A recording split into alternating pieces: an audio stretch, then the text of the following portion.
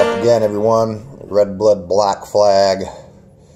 So this little broadcast is about taxes and welfare and Democrats and all that good stuff as usual. So a conversation started up. Actually, there was a meme going around. I can't remember who posted it. I can probably find it here. But basically the meme was like, oh, it was sarcastic, you know. It was from the point of view of a so-called liberal, and he was basically like, oh, those messed up liberals wanting to feed the poor and whatnot. And this was obviously like a poke at, was in favor of welfare concept and, you know, government welfare, and was poking fun of people who are against that and stuff. But, I mean, it's really a straw man, right? Because nobody has a problem with Democrats wanting to feed the poor themselves. That's not the issue. Like the way that he put it up, it says if we have a problem or people have a problem with Democrats wanting to feed the poor. Like that's not the issue. The issue is that Democrats want government to use force to make other people feed the poor. And Democrats don't advocate. Nobody would have a problem if Democrats are like, what are we going to do? Well, we're going to get together and we're going to throw into a pot and we're going to help the poor. That's not what you're talking about. That's not what Democrats are talking about. The Democrats are saying that government force should be used to take other people's property to make them feed the poor. You know, regardless of if you think it's noble or honorable to feed the poor, which, you know, that's a nice thing to do. Like I try to help out when I can. It's not noble or honorable to use a gun or government force to compel other people to do it. It's lunacy. You know, and it's pretty narcissistic to think that you have the right to force other people to help feed the poor because that's what you want to do. You think that's a moral thing to do. You think the moral thing to do is help the poor.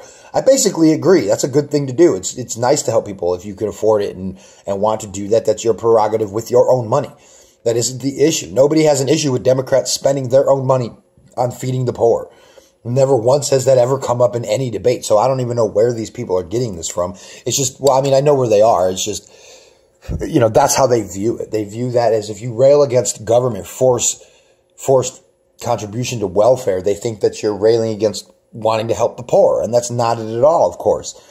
You know, the problem is being forced to do it.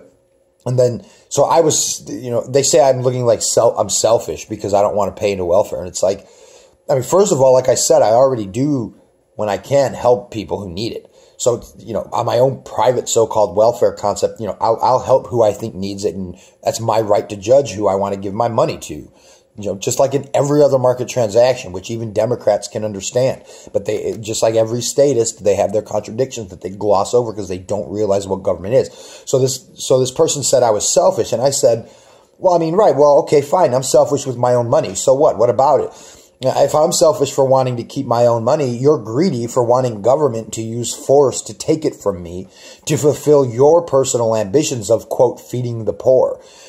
You know, and of course, aside from this, empirical evidence shows that the politicians of the state, they never actually really take care of the poor. I mean, the welfare state's kind of a new idea over the last 100 years, really, almost.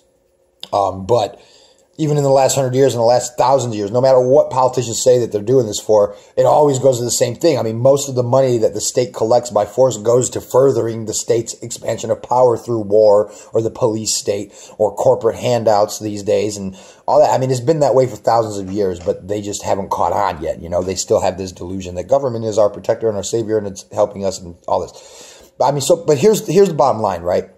Is that selfish or greedy or scummy or not? I can go about my life without helping the poor and never actually bother anyone else. I don't have to talk to anyone else. I don't have to infringe on their rights. I don't have to tell them what they have to pay for. I don't have to do anything. I could not bother anyone.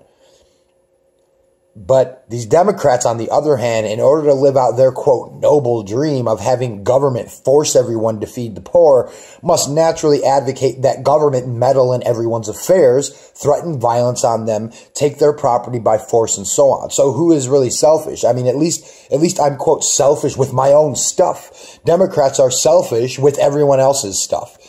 You know, I could go my whole life without bothering anyone and never help the poor. In order for these people to live out their so-called noble dream, they have to have government infringing on people. They have to have government ordering people around. They have to violently intervene in society.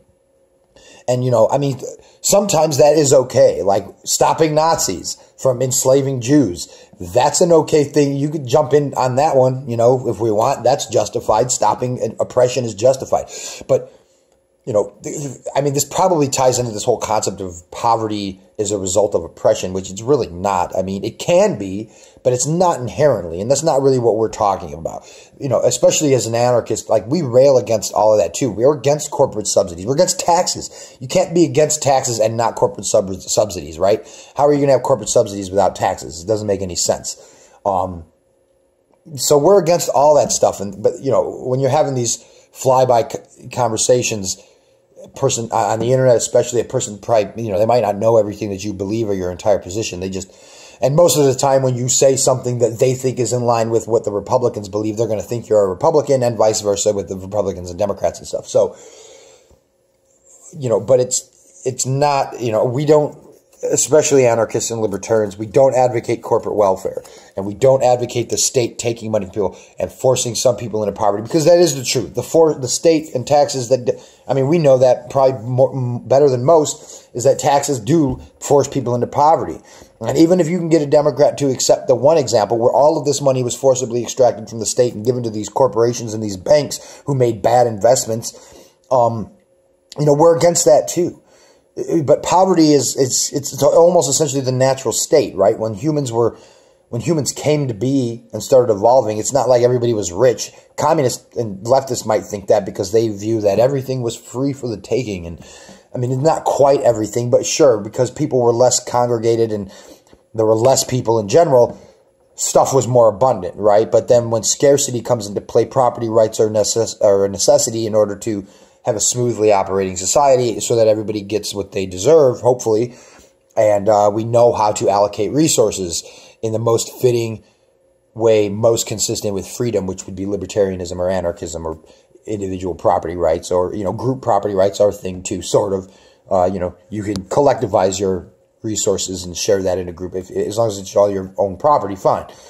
But the only way that really rings true, that poverty is a result of a skewed system or the economy itself, is because the state is the one taking all the wealth away from everyone and giving it to the war machine, basically, is where most of it goes.